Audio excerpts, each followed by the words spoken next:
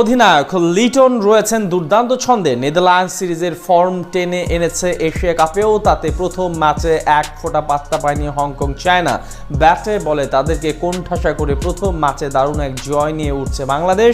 এর মাঝেই সুবাস পেতে শুরু করেছে সুপার ফোরের। আর মাত্র একটি জয় পেলে নিশ্চিত হতে পারে পরের রাউন্ডে চলে যাওয়া।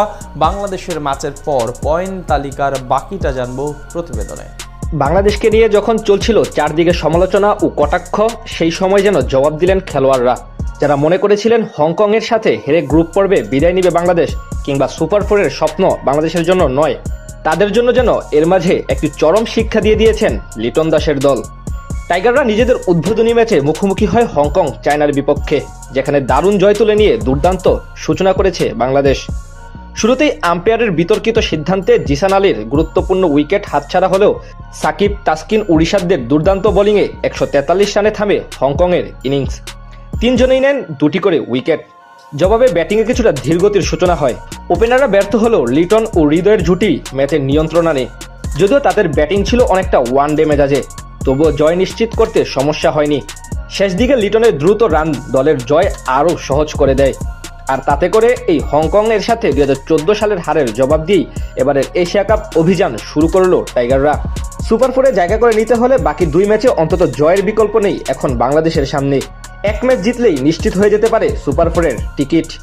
এদিকে এ ও বি গ্রুপ মিলিয়ে এর মাঝে শেষ হয়েছে 3টি লড়াই, যেখানে সবচেয়ে বেশি 2 ম্যাচ খেলেছে হংকং। যদিও আনুষ্ঠানিক ঘোষণা আসেনি, তবে 2 ম্যাচে হার তাদেরকে অনেকটা টুর্নামেন্ট হতে বিদায় করে দিয়েছে। এখন শুধু আনুষ্ঠানিকতা বাকি।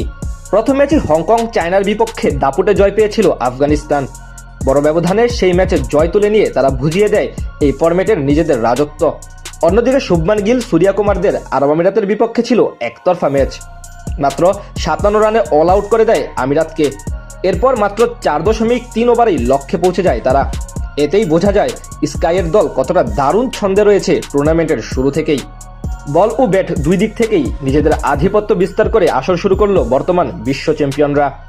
এদিকে 3 ম্যাচের খেলা শেষে পয়েন্ট টেবিলে কার অবস্থান কোথায়, যেখানে স্বাভাবিকভাবেই 1 নম্বরে আছে সূর্যকুমার যাদবের দল। যদিও 2 পয়েন্টের চেয়ে তাদের নেট রান রেট দেখলে চোখ কপাল উঠবে যে কারো। রেকর্ড 10.48 নিট রান রেট তাদের।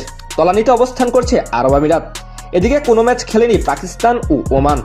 বি গ্রুপে 1 নম্বরে আছে আফগানিস্তান, তাদের পয়েন্ট 2, সমান পয়েন্ট বাংলাদেশেরও। তবে রান রেট হয়ে দাঁড়িয়েছে পার্থক্য। আফগানদের রান রেট 4.7, অন্যদিকে বাংলাদেশের পয়েন্ট 1.00।